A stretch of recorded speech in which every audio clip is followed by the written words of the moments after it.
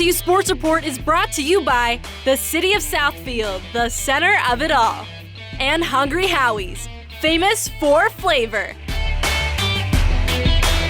Hello there, good evening, afternoon, or morning, depending on your viewing habits. Thank you for checking out this week's LTU Sports Report. I'm your host, Dylan Morello. Today's show will get us caught up with a few of my colleagues and faculty across campus, plus another get-to-know-you student-athlete is on tap as well. But first, let's check in with Coach Whiting for his conditioning tip of the day.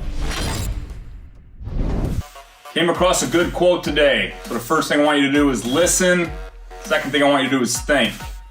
Cowards never start, the weak never finish, and winners never quit. You're in a tough situation right now. That's not a good reason to throw away everything you've been working towards all year. All right, so continue to keep working, keep fighting, do not quit. Get to work, let's go. One of the great things about hosting the LTU Sports Report is getting the experience I need in front of the camera. One of my colleagues expanded on that and jumped on an opportunity in Florida she could not pass up. Jason Roach Jr. chats with Sarah Davis about her time reporting on the fairway.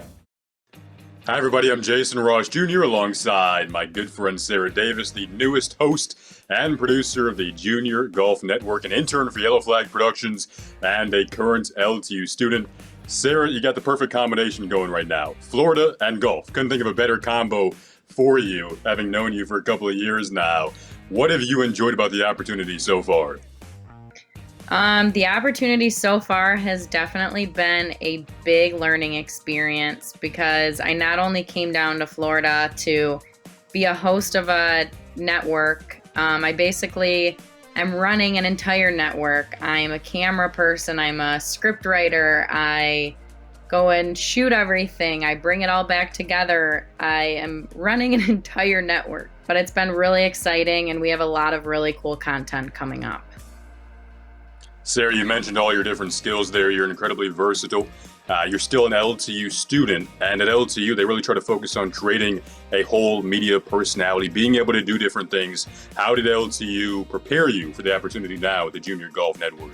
You know, when I was in school, like going out and working and everything, I always knew that I knew what I was doing, but until I guess I was thrown into this position, it never made me realize how much LTU really did teach me and how prepared I really am to be in this industry because of all of the teachers and advisors and just everybody, my intern mentors, everybody that has helped me along the way. I've really been able to grow and learn a lot as an LTU student.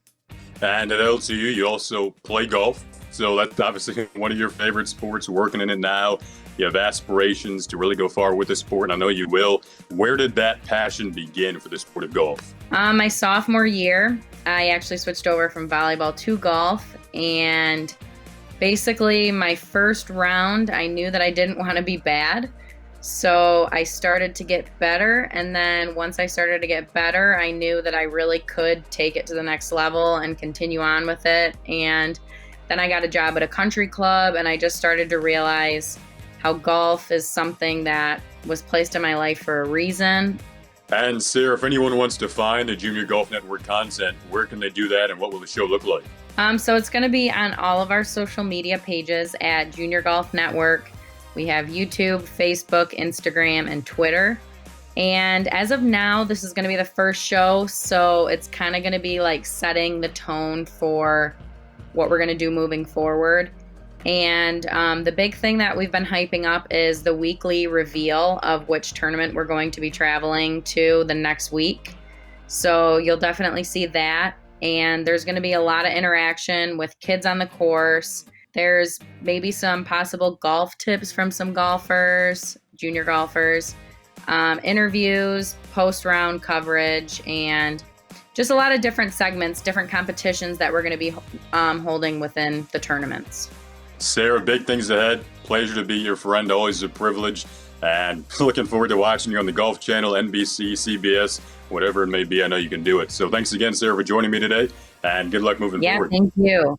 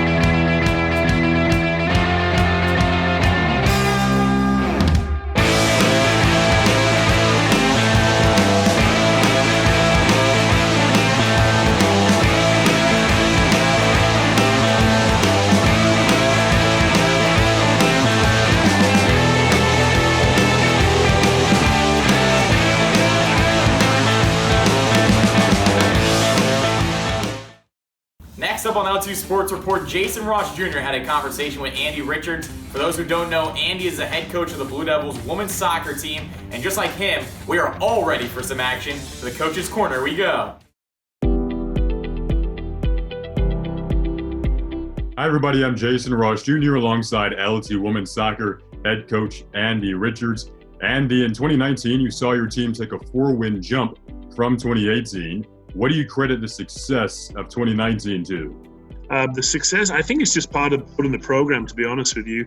Funnily enough, I was just on the phone to a recruiter earlier. We were talking about the growth of our program over the last 4 years, and no easy fix. I think the first year we were able to get some things done just because it was a change of coaching staff and ideas, and you can have an immediate impact. But after that first year, it takes a while.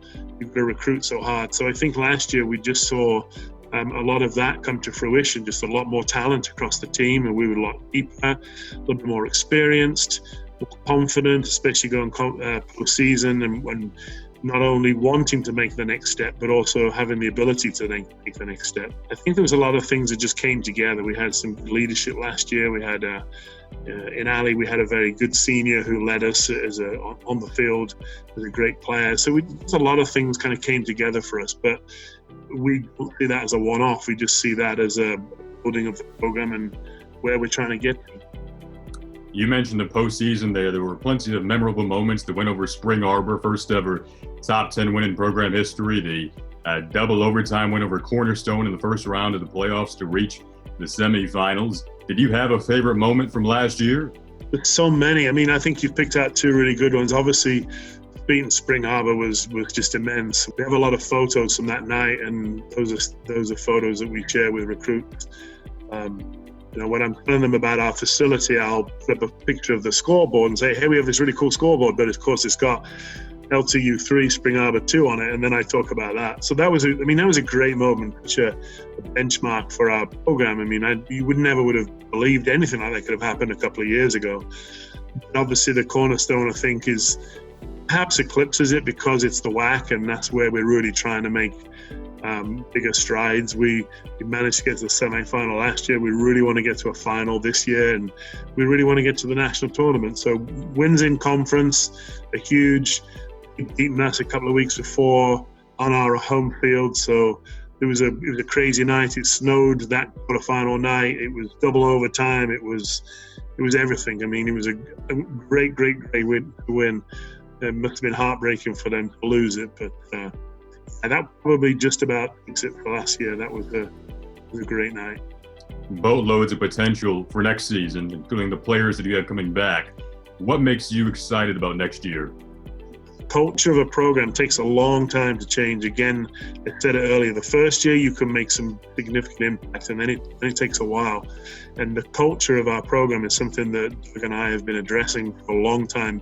How we do things, why we do things, the importance of being fit, the importance of spending time together as a team. All those things, you don't just wave a wand and they're there. It takes a while for all that to grow. So it's that we have some really good returning players with some experience and a little bit of a taste for that success. Losing in the semifinal was not a great experience for us at all, but it kind of gave them a taste of what could have been. And then we're pretty excited about the group we have coming in as well. There's a couple of individuals we think can step in and help us right away. Well, Coach, it was a pleasure to see you today. Great catching up. Say hello to the family for me. Wonderful to see you doing well and staying healthy. Hoping we'll see you in August. We look forward to it. We can't wait to get back out there. And thanks again, Jason. We got a boatload of brand new Get to Know You student athlete spots for your viewing pleasure all spring long. It's also great to see how my fellow classmates are staying occupied during the quarantine.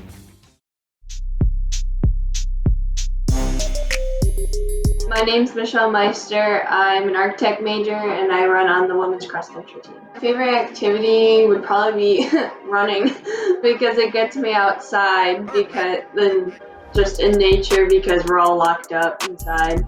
Right now, I'm binge watching Gilmore Girls. It's just hilarious and sometimes there's real life situations that you can totally relate to. I want to be able to visit every single national park in the US. I love horses. I used to have 2 horses, so I used to go riding all the time. they hit home.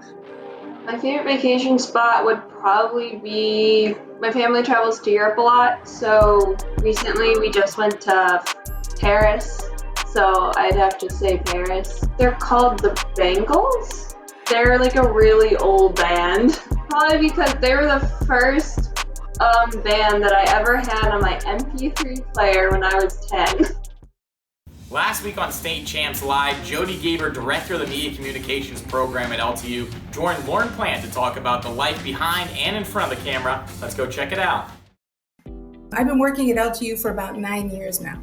So prior to working at LTU, first of all, I love media, everything about it. I worked in Los Angeles at Warner Brothers, and Paramount Pictures, and Walt Disney Feature Animation. I did that for 17 years.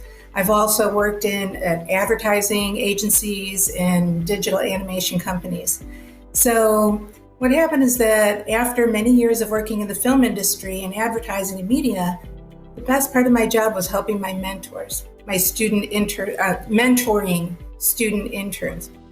And it just became really where I got my gratification. And I just like helping people, helping their dreams become a reality. So I started working at LTU as the director of the MediaCom program. What takes place when I have a degree from the media communications program? Well, what's really unique about it is that people are cross-trained. I learned from my experience in media, from my many years working in many companies, that people want you to do more than one thing. You really need to do it all. You're more marketable. So our students learn pre-production, production, and post-production for print, radio, broadcast TV, film, video, and web.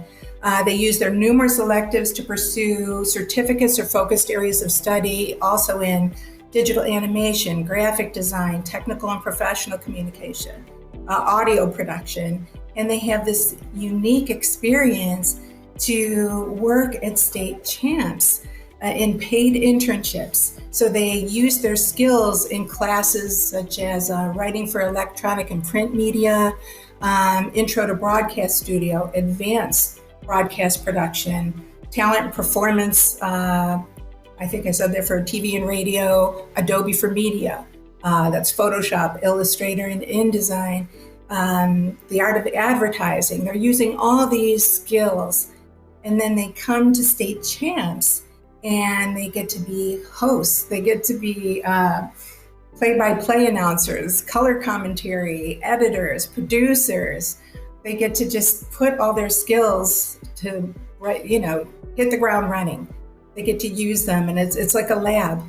It's invaluable. And what's really incredible is the mentorship at State Champs.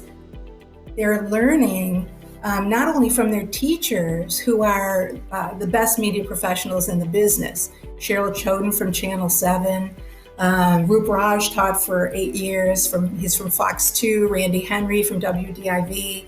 We have vice presidents of donor advertising. It's not just about the skills you learn, like the skills in our MediaCom program, it's also learning about the business. And part of this collaboration with State Champs is that they're learning, they're having mentorship about getting along with people, collaborating, working with, as a team, learning what to expect in their journey. If there is a parent or student who want more information on Lawrence Tech's Media Communication program, what should they do? You can email me. It's jgaber@ltu.edu. That's jgaber@ltu.edu. And we can help make their dreams become a reality. It's all about training and support and mentorship and realizing that anything you want can really happen when you're surrounded by really supportive people. We hope you enjoyed this week's LTU Sports Report, and remember to hit that like or follow button on all of our social media platforms at LTU Athletics. I'm Dylan Morello signing off. Stay safe and enjoy your weekend.